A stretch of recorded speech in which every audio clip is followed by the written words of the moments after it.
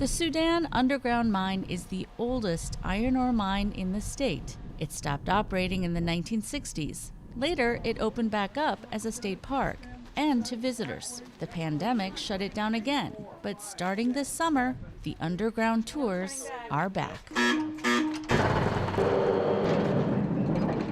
are the helmets. Oh, I see. It's pretty easy.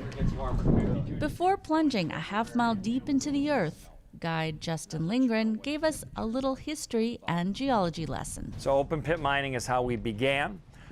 We discovered after 10 years of mining, we have different shaped ore bodies here. Normally iron is in a big flat layer because it's settled out of seawater.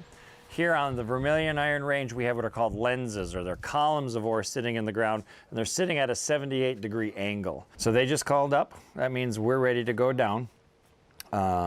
Yeah, you're gonna feel that change in pressure. Can it feel claustrophobic? It can feel very tight, all right? The top speed down was 11.5 miles an hour. It felt a lot faster as we descended more than 2,300 feet below the surface. This is gonna be level 22.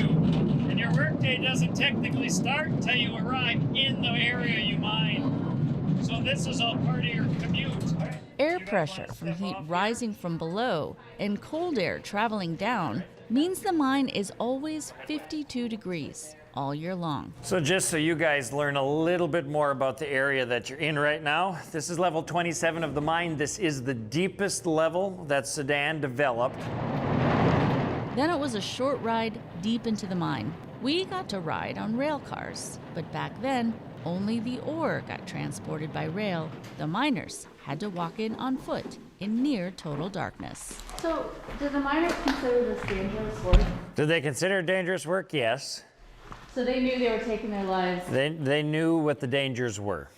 They did. Sudan is the oldest and the deepest, and incidentally the richest ore also here in Minnesota. Pointer has been with the park for 17 years. He says the tours often give people a new appreciation for those early miners. This is just a huge piece of Minnesota history. I mean, when you think about the mine, I mean, we needed steel for everything when the country was growing, and so that's why it's a National Historic Landmark. It's just that important. It ranks up there with the Statue of Liberty. And so people just need to learn that history and what people did to be able to help build this country and the sacrifices they made and the conditions they worked in.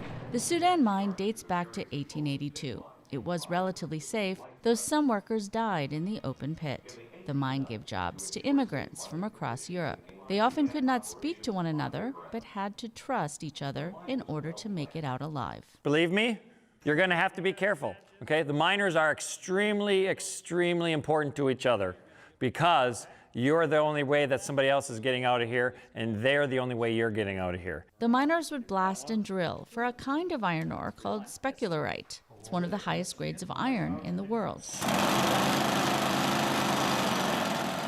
The work caused many to lose their hearing, like this retired miner. I've lost 75% of my hearing, and it's not a good way to live a life. While the Soudan Underground Mine focuses on what it was, some are also exploring what an old mine can be.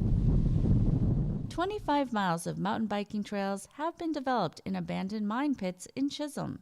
The trailhead is at the Minnesota Discovery Center. Right behind us is 5 different mine pits that kind of merged together that were an active mine pit. So we get to look right over into the Grand Canyon of the North. The Iron Range Theme Museum used to be run by the state. A decade ago, it became a nonprofit with big dreams. But the mine pits were off limits. New legislation opened them up to the public. Johnson says reclaiming the mine as a recreation center is key to the area's future. We know mining isn't going to last forever, and I think tourism and recreation is a really strong future for our area, so we want to kind of be that mecca.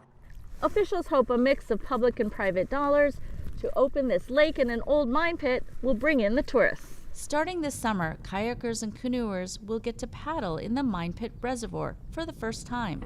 A shuttle from the Discovery Center will take you right to the water. Johnson says it's a new way to engage with the past. Now we're expanding beyond just that history and bringing that history out into the park and into the landscape.